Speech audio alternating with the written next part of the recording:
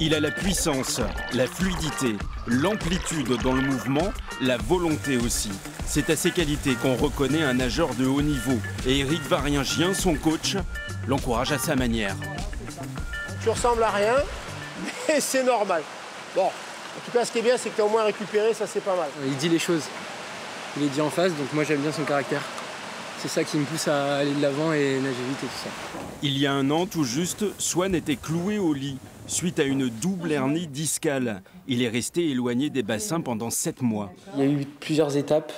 L'étape de repos après l'opération, après il y a eu l'étape de rééducation, et après il y a eu une autre étape, c'est le retour dans l'eau. Donc ça, j'ai fait progressivement, sans me précipiter. Ses parents l'ont soutenu et encouragé. Si Swan est revenu au niveau où il est à l'heure actuelle, c'est parce qu'il a une force mentale hors norme.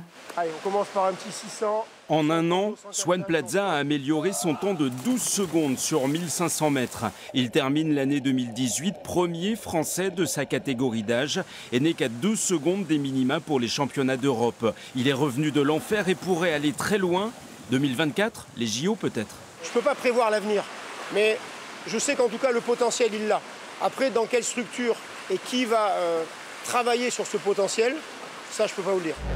Le jeune athlète a 3 objectifs en 2019. Les championnats d'Europe en bassin, en eau libre et aussi, et ça n'est pas la moindre des choses, obtenir son bac.